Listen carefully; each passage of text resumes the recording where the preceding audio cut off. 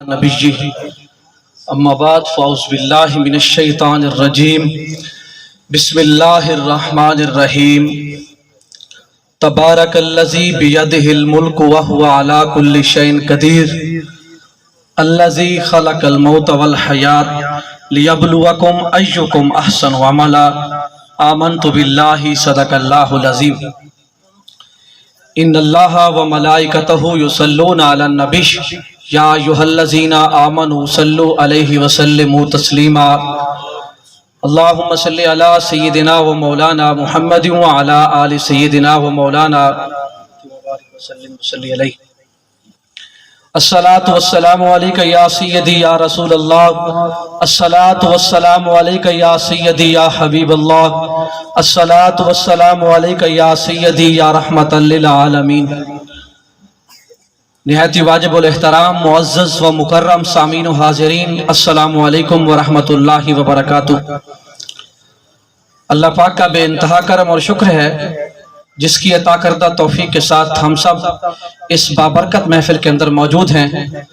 اور دل سے دعا کرتے ہیں اللہ پاک کی بارگاہ کے اندر کہ اللہ پاک محترم مفتی ذویب الحسن صاحب کے بہنوئی صاحب کی اللہ پاک بخشش و مغفرت فرمائے، اللہ پاک مرحوم کے درجات بلند فرمائے۔ آپ تمامی حضرات بڑے جوش و خروش کے انداز کے ساتھ بیٹھیں، انشاءاللہ چند ہی لمحہ بعد حضور امیر المجاہدین کے لخت جگر علامہ حافظ سعد حسین رضوی صاحب آپ تشریف فرما ہوں گے، آپ کا نورانی و وجدانی خطاب ہوگا، لیکن اس سے قبل میں جناب کی سماعتوں کے حوالے کچھ عرض کرنا چاہوں گا کہ نبی اکرم صلی اللہ علیہ وآلہ وسلم کے غلاموں، جیسا کہ میرے سے قبل حضرت علامہ مفتی اللہ بچایا قادری صاحب بڑے خوبصورت انداز کے ساتھ بیان فرما رہے تھے، تو انہی کے بیان سے ہی چند ایک لوازمات بیان کرنا چاہوں گا۔ اللہ پاک نے ارشاد فرمایا وَإِذَا حَكَمْتُمْ بَيْنَ النَّاسِ أَن تَحْكُمُوا بِالْعَدْلِ، کہ لوگوں جب تمہارے پاس حکومتیں آ جائیں، جب تمہارے پاس بڑی بڑی ڈگریاں آ جائیں، جب تمہارے پاس بہت کچھ حاصل ہو جائے، تو پھر جب تمہارے پاس فیصلے آئیں تو پھر فیصلے عدل کے کرنا۔ یہ نہیں ہے کہ جہاں آپ کے پاس حکومت آ جائے اور لوگ اپنی بیٹیوں کے آپ کے پاس لے کر آئیں اور آپ سے کہیں کہ ہماری بیٹی کو نوکری چاہیے،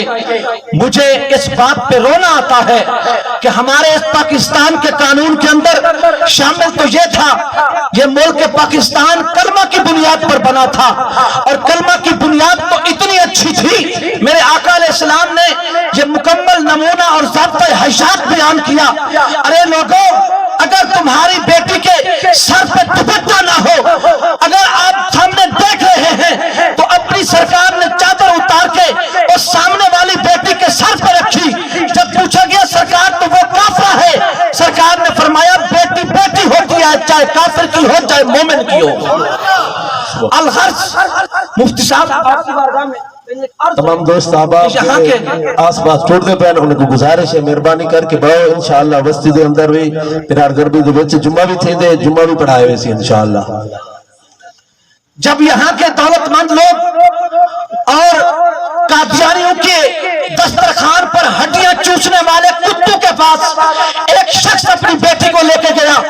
اس نے کہا یار میری بیٹی نے ماسٹر کیا ہوا ہے، اس کو نوکری چاہیے، اور یہاں کے غلیظ اور کتوں نے کہا کہ ارے آج شام تک اپنی بیٹی کو ہمارے اس اڈے پر چھوڑ دو اور کل اس کو لے جانا، صبح نوکری بھی مل جائے گی اور بیٹی بھی مل جائے گی۔ میں آپ سے پوچھنا چاہتا ہوں جب آپ کی بیٹی کے ساتھ یہ حالات و واقعات کیے جائیں گے کیا آپ اس چیز کو برداشت کریں گے؟ ہمارا قانون کیا کہتا ہے؟ ہمارا قانون اسلامک ہے، ہمارا قانون تو یہ کہتا ہے کہ بیٹی کا تقدس ہو اور اس بڑے باپ کی عزت کی جائے۔ جب یہاں پر اگر کوئی بڑا باپ ان حکمرانوں کی باتوں کو نہیں سنتا تو یہ لوگ یہ کہتے ہیں اس کو آج جیل کی سوراخوں کے پیچھے ڈال دو۔ میں نے کہا ایک دور وہ تھا جب ابو جہل نے کہا تھا مسلمانوں کو مار دو، ان کا زندہ رہنا ہمارے لیے اعتماد نہیں ہے، تو آج کل کے جن لوگوں نے یہ کہا ہوا ہے جہاں پر مولوی سیاست سے کیا تعلق رکھتے ہیں، میں نے کہا آپ کو پارلیمنٹ میں سورۃ اخلاص پڑھنی نہیں آتی، آپ کو جب پوچھا جائے الیکشن کمیشن نے جب پوچھا ये बताओ नमाज जनाजे में और नमाज ईद में क्या फर्क होता है? तो वहां पर बोलते हैं दोनों एक जैसे होते हैं। तुम्हारी इल्मियत का आलम तो ये है, अगर तुम हलाल और हराम की तमीज नहीं समझते, तुम्हें नासिख और मनसूख का इल्म नहीं है, रेड़ी लगाता है और रेड़ी पर खड़े होके मेरे नबी की इज्जत को तोड़ता है? मैं तुम्हें ये कहता हूं, अगर तुम चाहते हो कि यहाँ पर निज़ामे मुस्तफा कायम हो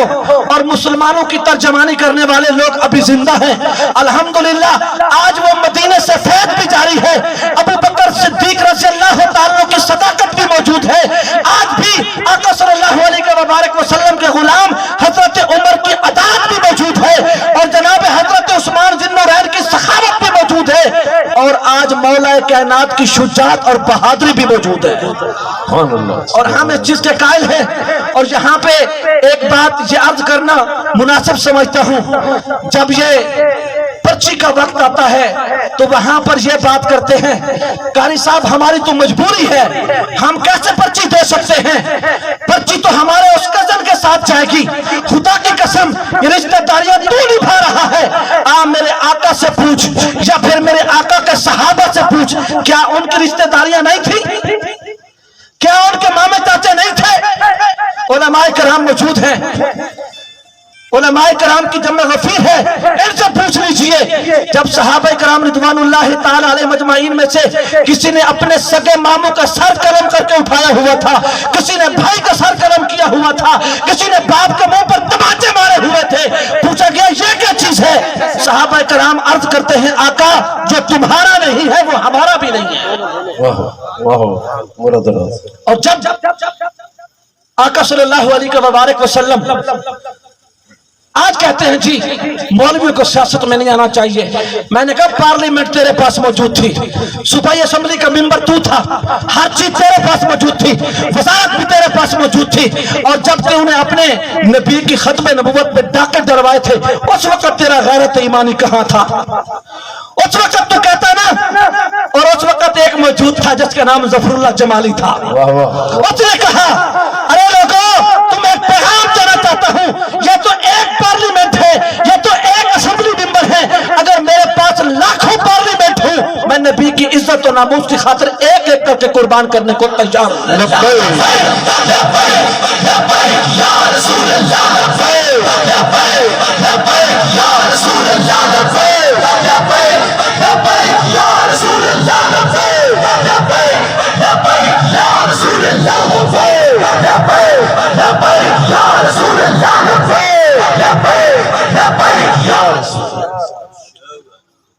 और अगर गैरत हो ना इंसान में गैरत, तो इंसान चाहे अनपढ़ भी हो तो इल्मुद्दीन बन जाता है। अगर इंसान बेगैरत हो, अगर इंसान बेगैरत हो तो फिर उसके पास जितना बड़ा इल्म हो, जितनी बड़ी डिग्री हो, जितना बड़ा इलाका हो, फिर उसकी बातें यही होती हैं, अरे हम तो रिश्तेदारी नहीं छोड़ सकते, जबकि मौलवी तुम खुद कहते हो कि रिश्तेदारियां अहम होती हैं। मैंने कहा रिश्तेदारियां अहम होती हैं, एक वक्त होता है, लिमिट होती है, जब आका की नामूस की बारी है फिर वहां रिश्तेदारी नहीं, मेरे आका से हुबदारी देखी जाती है। फिर देखा जाता है कि आका से हुबदारी कौन करता है, और जब आका से हुबदारी की जाती है तो खुदा की कसम एक वक्त वो होता है जब हजरत बिलाल हबशी पर जुल्म किया जा रहा था, जब हुबदारी होती है तो आका सल्लल्लाहु अलैहि वसल्लम के गुलामों हजरत बिलाल हबशी के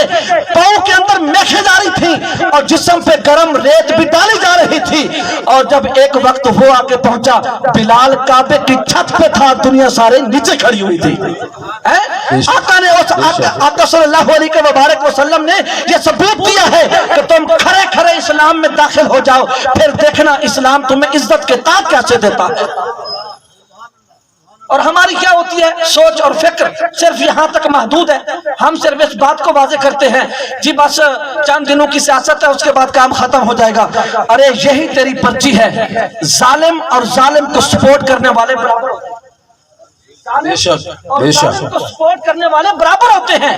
اور جنہوں نے ظالموں کے ٹھیکے اٹھا رکھے ہیں، جو ظالموں کی جا کر دسترخوان پہ ہڈیاں چوستے ہیں، میں ان کتوں سے کہتا ہوں ارے تمہارے سے ایک وہ کتا ہی بہتر تھا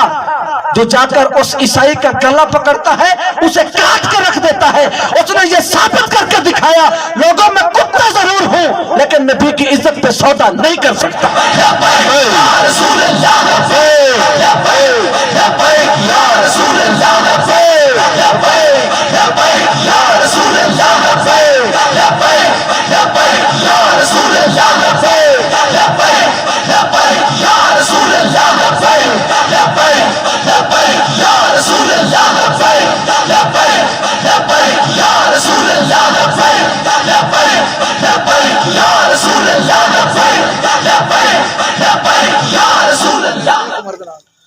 اور پھر سوال ہوتا ہے کہ جی مولوی صاحب نمازیں بھی آپ پڑھاتے ہو، جنازے بھی آپ پڑھاتے ہو، عیدیں بھی آپ پڑھاتے ہو، اور الیکشن میں بھی آپ آ گئے ہو، الیکشن میں بھی آپ آ گئے ہو۔ میں نے کہا اتنا بڑا غیرت مند ہے تو باپ کا جنازہ خود پڑھا، اتنا بڑا غیرت مند ہے تو آنا پھر باپ کا جنازہ خود پڑھا، عیدیں خود پڑھا۔ جیسا کہ مفتی صاحب فرما رہے تھے ہم اذانیں دیتے ہیں 4 لوگ آئیں 5 لوگ آئیں 10 لوگ آئیں، لیکن جب M P A M N A اذانیں دیں گے اس وقت پھر 4-500 نہیں بلکہ 4-5 ہزار لوگ آئیں گے۔ وقت کا سلطان بھی اچھا ہونا چاہیے، وقت کا جب بادشاہی گندا سے گندا ہو اور بات کرے ریاست مدینہ کی اور کھڑے ہو کر اپنی بیٹیوں کے سر سے دوپٹے بھی اتروا دے، ننگے ڈانس کروائے، عوام بھی کہتی ہے جی ٹھیک ہے خان صاحب تبدیلی لے کے آ رہے ہیں۔ جب آئی نا تبدیلی پھر چس اور مزے لے لیے، اب پھر کہتے ہیں نہیں جی اب تو بس اس کو ایک بار پھر موقع دیں۔ میں نے کہا تم اس کو 1,00,000 بار موقع دو، اس کے پلے کچھ نہیں ہے۔ جب بھی اس ملک میں تبدیلی آئے گی تو محمد عربی کے غلام تبدیلی ہوگی۔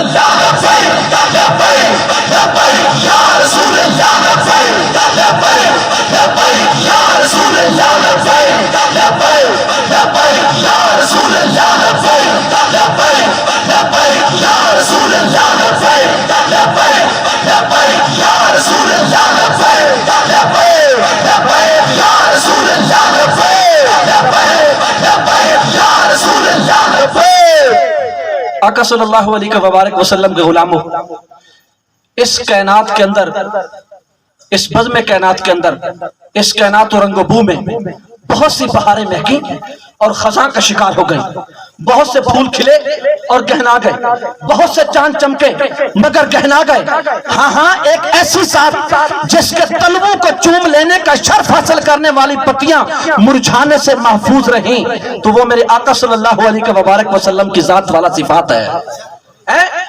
جب اس نبی کا بنا ہوا قانون، جب اللہ کا بنا ہوا قانون جہاں پہ نافذ ہوگا تو وہ نافذ ایک طریقے سے ہے، جو M P A M N A, جو وزیر اعظم وزیر اعلیٰ رات کو خود شراب کی بوتلیں چڑھا کے اور اپنے کمرے عیاشی سے سجا کے جب وہ صبح آ کر کرسی پہ بیٹھیں گے کیا وہ صبح درس قرآن دیں گے؟ انہوں نے برائی کو ہی پروموٹ کرنا ہے، اور جو رات کو سوتا ہے نماز عشاء پڑھائے گا، سورت ملک پڑھے گا، اور جب رات کو سوئے گا تو سوتے ہوئے درود شریف اس کی زبان پر جاری ہوگا، صبح اٹھ کے پھر نماز بھی پڑھائے گا، یاسین بھی پڑھائے گا، اور جب وہ کرسی پر بیٹھائے گا کرسی پر بیٹھ کر آپ کی نسلوں کو یہ درس دے گا کہ من سبا نبیشن، آواز نہیں ہے، من سبا نبیشن، من سبا نبیشن، من سبا نبیشن، من سبا نبیشن، من سبا نبیشن، پھر ایک ہی بات ہوگی کہ یا رسول اللہ ہمارا جینا بھی آپ کے نام پر ہے، ہمارا مرنا بھی آپ کے نام پر ہے۔ اور جب قرآن و حدیث پڑھانے والے اس کرسی پر فیض ہوں گے تو پھر پیدا ہونے والے غازی ممتاز قادری پیدا ہوں گے، اور جب رات کو پیدا پڑھنے والے وہ ہوں گے جنہوں نے فلمی میگزین پڑھے ہوں گے، جن کو اپنی بیٹی کے اوپر، میں ایک وزیر کو دیکھ رہا تھا اس کی بیٹی کوئی ایوارڈ لے کر آئی ہے ننگے ڈانس، وزیر کی بیٹی ننگے ڈانس میں ایوارڈ لے کے آئی ہو اور وہ ایک چینل پر کہہ رہا مجھے اس پر اپنی بیٹی پر فخر ہے کہ میری بیٹی نے ننگے ڈانس میں پہلی پوزیشن دی ہے. میں کہتا ہوں تیرے اوپر بھی لعنت ہے, تیری بیٹی پر بھی لعنت ہے. اور جب قرآن پاک پڑھنے والے ہوں گے, جب قرآن پاک پڑھنے والے ہوں گے تو خدا کی قسم پھر پیدا ہونے والی عافیہ صدیقی ہوگی. جب قرآن پڑھا جائے گا تو ان میں سے پیدا ہونے والی عافیہ صدیقی ہوگی. اور جب رات کو ننگے ڈانس دیکھ کر اور فلمی میگزین اور سنڈے میگزین پڑھنے والے ہوں گے, اس وقت پھر معلوم یہ ہوگا کہ پیدا ہونے والے ڈبو چودھری پیدا ہوں گے جن کو اسلام کا عکس کا پتہ نہیں ہوگا. اور اللہ کی بارگاہ میں دعا ہے اللہ پاک ہم سب مسلمانوں کو عمل کرنے کی توفیق عطا فرمائے. اللہ تبارک و تعالی وطن عزیز پاکستان کی خیر فرمائے. اللہ تبارک و تعالی پورے مسلمانوں پر اپنی خصوصی رحمتوں کا نزول فرمائے. آمین. وآخر دعوانا ان الحمدللہ رب العالمین.